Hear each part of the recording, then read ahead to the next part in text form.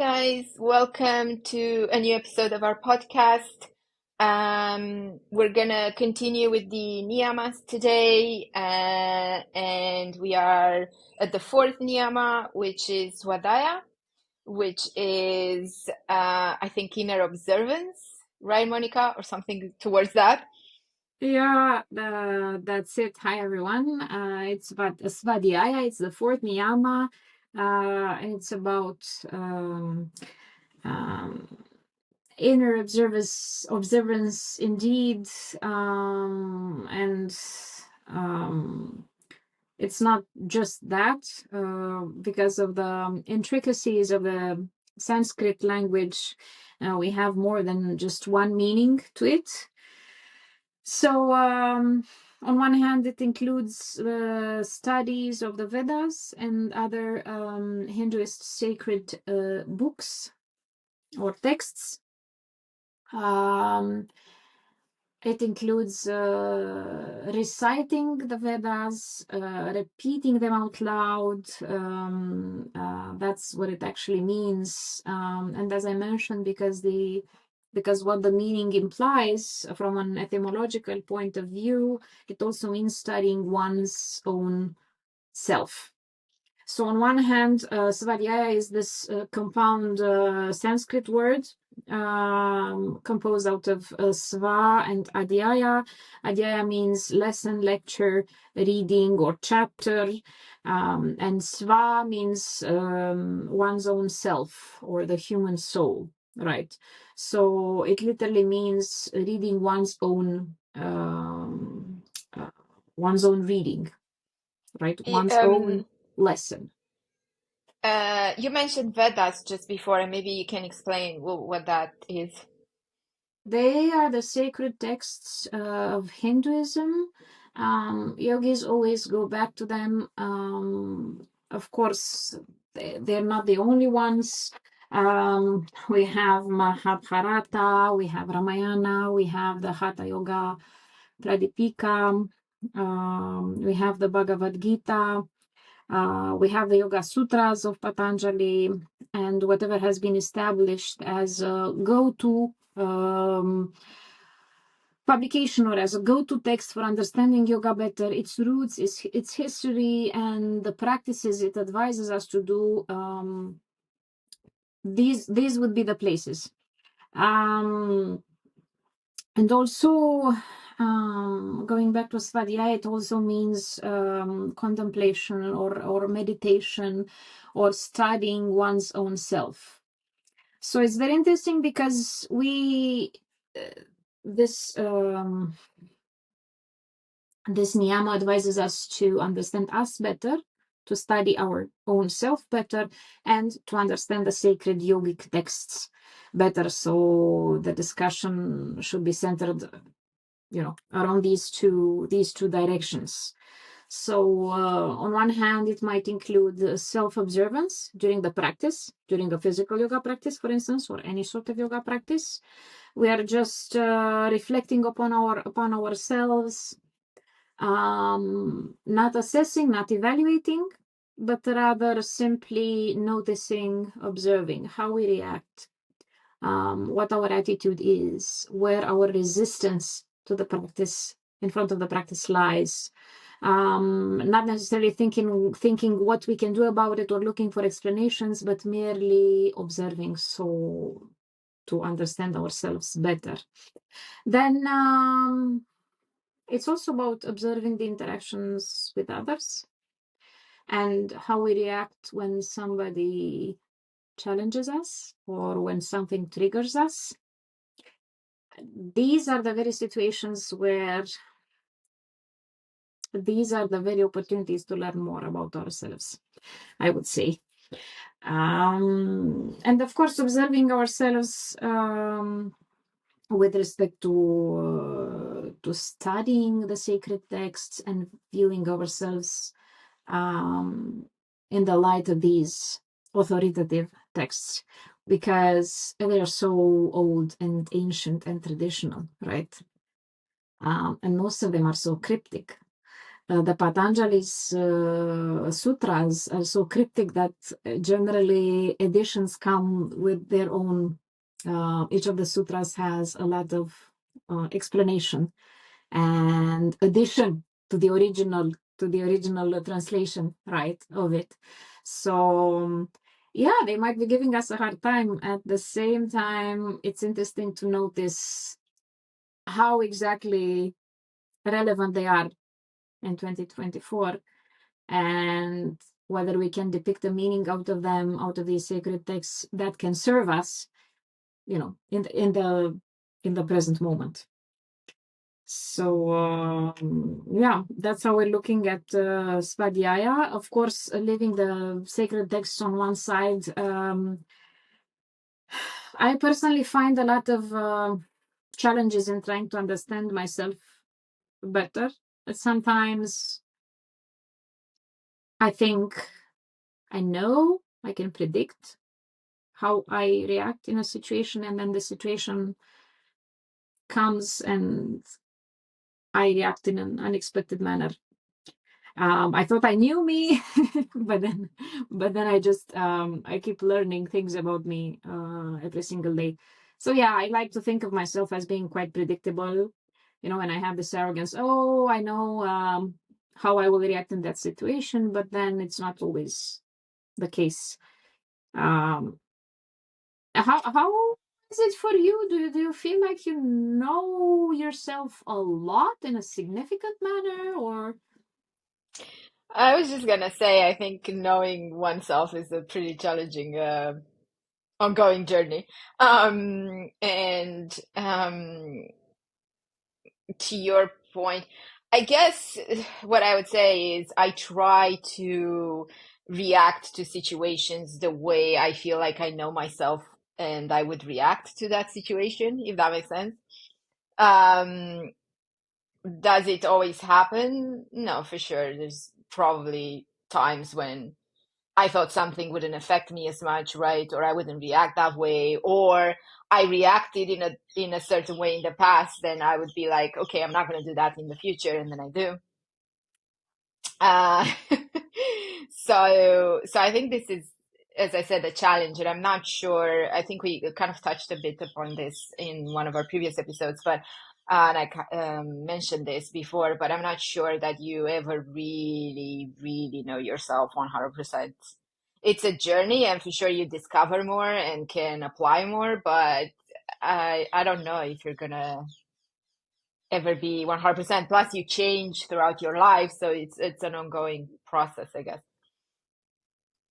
Yeah, this changing thing is also something interesting. And by that, I mean, of course, I find myself in situations um, and I become my features or my personality traits, they modify in such a way that I would not ever think possible. As in, if this particular thing happened to me 10 years ago, then I would definitely not be like this. I would be a different person. This is why this is one of the most rewarding things, I think, when we look at spiritual growth. Finding ourselves in a challenging situation and noticing that our reaction is 10 times better, more productive, and more growth based, more advanced, more evolved than it would have been in the past. So I think these are the perfect opportunities to notice how much we've grown. Also, if we're disappointed in the reaction that we have towards the situation, then it's also really good to observe it, right? To practice Svadhyaya and to see how we can get better next time and learn something from it. That's how I see it, because, and also, if we're aware of what harms us, what serves us, what inspires us, we're always in close contact with our own true self. So this getting to know ourselves better is extremely useful, I find. And And I think yoga has helped a lot with that, right? for me personally, yes. Yoga has helped a lot with that.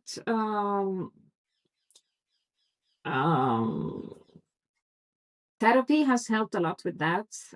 Getting feedback from my loved ones has helped a lot with that. There's always something to improve, but we must be the ones deciding that, it's time to improve something, or this particular thing doesn't need improving. So it depends. I generally like to listen to people, even though it's not very easy at times. I had this one friend that at some point he was doing a 360 feedback, you know. He was literally asking all his close acquaintances and close friends and family to name 3 things that are good about him and 3 things that he needs to work on improving about him. So, and the first thing I asked was this, okay, I will tell you, right. You asked, of course, I will do this for you, but how will you manage this feedback from others? Because I know, and you can predict what I will be telling you, but how about, do you have the courage? Do you have the guts to listen to what people are telling you? So yeah, that was interesting. I never had the courage to do that, but I sometimes ask people. So I never liked to do it in a very formalized process or a formal manner, very structured. But yeah, it's interesting because also looking at yourself through other people's lens, through other people's eyes is helpful. I like to practice Svadhyaya by acknowledging I don't have the time to study and read like I did in the past, and trying to work really hard at improving, at finding that time. I'm really struggling with studying, well, not necessarily studying, but reading more, not necessarily sacred yoga texts, but my studies and professional background and former hobbies and passions included a lot of things that had to do with reading and writing. I'm not there anymore. It is one of my deepest, biggest regrets, and I'm struggling with that every day. And yes, it's a challenge. But again, reading is a great way to practice Svadhyaya. Self-compassion is another great way to practice Svadhyaya as far as I'm concerned, and you will enumerate yours afterwards, of course. I'm a person that's very ruthless to herself. I'm very ruthless when it comes to myself. I'm a perfectionist. I scold myself a lot. I have a lot of things to, you know, um, to tell myself when something goes wrong, and I usually try to see what I did wrong there instead of focusing on on what I did right. And that's a nuisance for me, really. So the consequence of that is that I really try to give myself some credit, and so myself and give myself some compassion. So self-compassion is another way. Another way to be in the Svadhyaya moment, I think for me, is creative expression. Um, I always try to be, very creative, and I feel like one of the blessings of the online environment of the internet is this possibility that it gives us to express ourselves, and I like that a lot. And I have this. I'm a curator of the things I upload online on my social media profiles, and I have very specific intentions with what I upload there, of course, and I like to do that a lot. So creative self-expression is a good way to do Svadhyaya for me. As I said, seeking feedback from other people. I don't always have the courage to do that. Sometimes people tell feedback about me and my behavior and my attitude without me having to ask them. That's also good. It's sometimes painful, but there's always something to learn from there. Yeah. And I try to meditate. I think meditation reveals our own true self in a good way. So I try to do that as well. That's kind of what I'm trying to do. Yeah, Svadhyaya. I think the self-critical part is something that I see in quite a few people, including myself and some close people around me, um, and including you. And I think whilst you have to have a balance between thinking that you're completely bad, wrong, and so on, and actually giving yourself credit for the things that you did achieve. But I would say that being self-critical is actually not that bad because, to a certain degree, of course, because that means you can improve, right? You don't think you're perfect.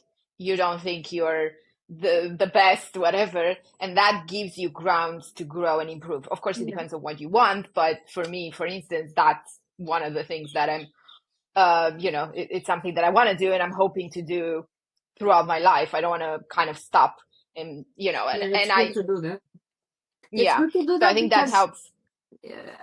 I think so, part of our biggest problems lies from the fact that we don't stop and check ourselves. Every once in a while, just notice what you're doing. Are you happy with what you're doing now?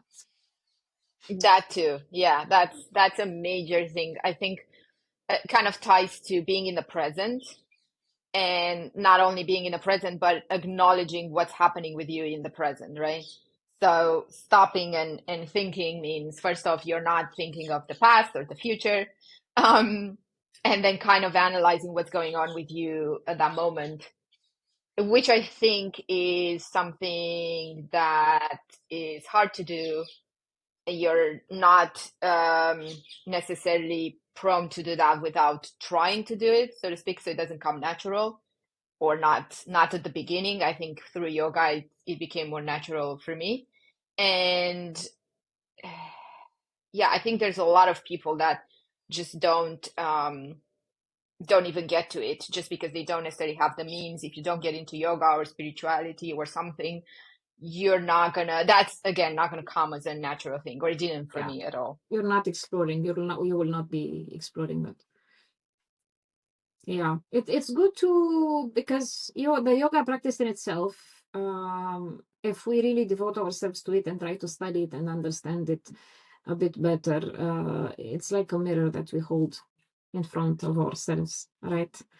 And this is exactly Svadhyaya, noticing our behaviors, our attitudes, the way we react, and understanding what can we improve about ourselves. So it's a mirror in which we learn to see ourselves more deeply, even in terms of our true motivation. For instance, I know myself well enough to understand that, to see what to be able to understand what motivates me, what helps me get disciplined, and what prevents me from keeping my motivation and discipline. So if I understood that, then of course I will avoid the things that put a stop to my development. And I will try to insist more on the things that help me be more disciplined and more motivated. So it's that easy. It's not necessarily to improve yourself, but be a better person for even for the people surrounding you. If you're not interested in much in self-development, be a better wife, a better husband, a better child, a better friend, or yeah. And I think we can only achieve this by knowing ourselves better.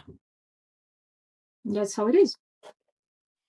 Yeah, and as I said already, it's that's where the challenge lies. Because once you start getting to know yourself, you can and acknowledging some patterns or some things that you do that you like or don't like, right? That's when you can address them. But that is can be a painful experience because that means acknowledging, owning up to some stuff, right? And not all of them are probably going to be good because let's face it, no one's perfect. So yeah, I think that that's also just that's one of the reasons maybe it doesn't come natural because that's the body's mechanism to protect you. from from unpleasant experiences, which this will certainly be to a certain degree. Truth hurts, and noticing you're not perfect also hurts. No, so but by examining our thoughts and emotions and behaviors, we can I firmly believe we gain good insights into our passions, into our strengths, into our weak points, into our areas of growth. So if we practice Svadhyaya by studying ourselves, our own inner self, and you know, being more self-aware, this truly takes us in a place where we will align the actions with the values that we have, and we can also reside in this place from where we see our purpose, and we follow it with more clarity, with more focus, with more intention setting.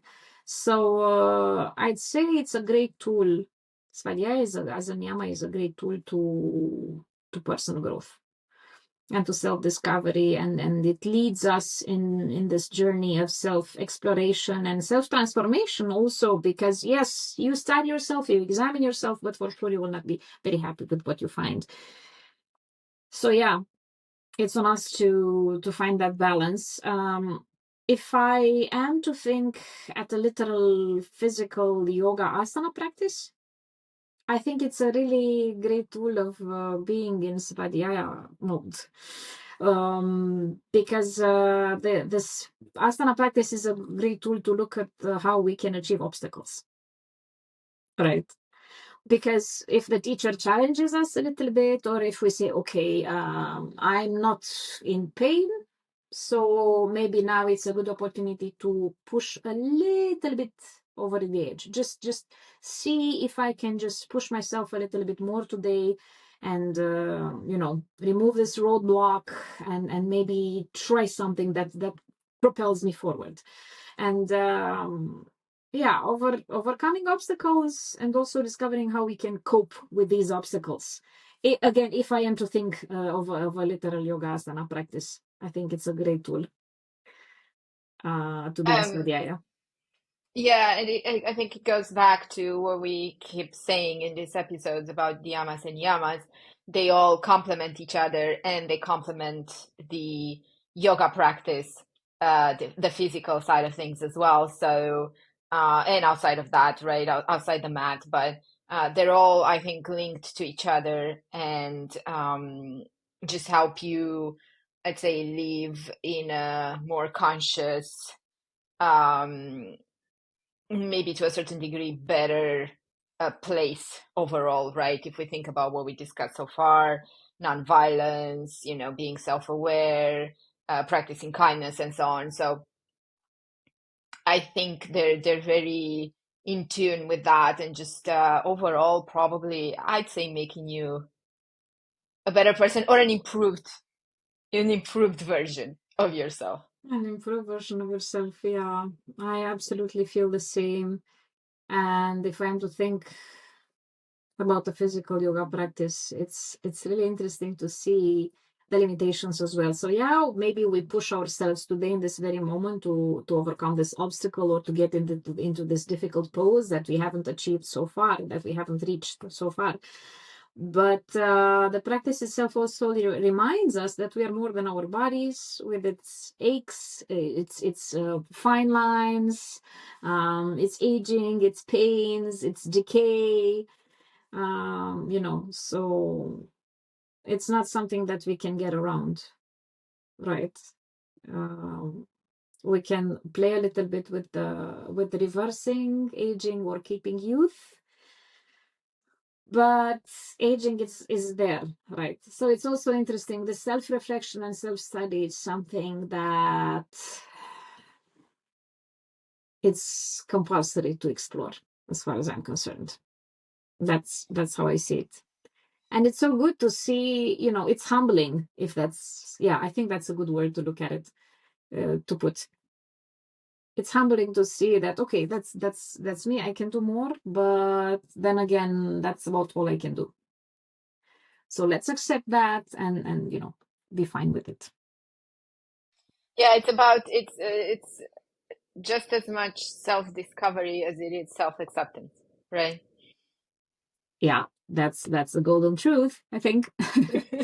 So, um, and I'd like to come back for a second to the other half of the Svadhyaya meaning, studying of the sacred texts. Um, I don't think yogis or yogi curious people, yoga curious people, let's word it that way, should be, afraid of the very cryptic and difficult to grasp ancient yoga texts. We have a lot of versions that are more user friendly and a lot of easy to grasp translations nowadays. And luckily, there are so many good yoga books out there that were written by people who are still alive and who have made it their purpose to make us understand yoga better. So if you ever come across something that you feel is enlightening and can deepen your practice, just you know have a look and see what you can understand from there. It's always so helpful to know more than you know now, especially about things that you love and are interested in. Yeah, so it's a whole world of yoga literature out there. Just tap into it. yeah, for sure. And I think the more you learn, the more you want to know, so to speak, and the more you realize just how much you don't know. Yeah, that's the yeah. Oh, if only we had more than 24 hours in a day to read more, that would be amazing, but we don't, so we must deal with what we have. Yeah, prioritize accordingly, I guess, if you can, to a certain degree, right? But I think in life, different things it will shift in terms of priority, right? It depends on the where you are, what stage you are in your life. And you were saying earlier that you used to read more and now you're struggling, but yeah, maybe this is just a stage. It's accepting first, practicing. But yeah, but accepting, that maybe this stage is just it's although you enjoy that, it's not your top priority. It's just and that might be again the case, in however many months or whatever, when some other things shift. Yes, and as a consequence of what you're saying, maybe this is also a clear sign that I need to be more self-compassionate with myself and not be super upset because I don't have the time to read or prioritize it. Yeah, you live, you learn, I guess. So Yeah, we're all challenged with that. I think, right? At least maybe I'm projecting, but I completely identify with what you're saying. So, and I know of other people that have, similar challenges with. So it is just as I think, as I said, just different stages. Give yourself some grace. But at the same time, yeah, if that's an important thing to you, find a way to make time, if that makes sense. What is it in your life right now that stops you from it, and how can you, let's say, move things around, improve, whatever, to make time for things that are important, I guess. yeah, that's the thing to do. And this is exactly what Svadhyaya is. Reflect on what you're doing, understand yourself more, and see what is there to be modified. Yeah, that's how I see it. So let's see Yeah, what our listeners have to say. Hopefully, I mean, not hopefully, but I know for a fact that a lot of us are struggling with getting to know each other better and finding the time for studying. So if you guys have your stories that you'd like to share, we're here to listen. Pitch in the comments or via DM, reach out to us. yeah, absolutely. Um, I think that's us for today, guys. If you made it this far, thank you so much. And we will see you next time I think we're going to conclude with the yamas and yamas. We'll see what we do. But we have one left of each. So stay tuned for those. Yes. See you Bye. guys. Bye.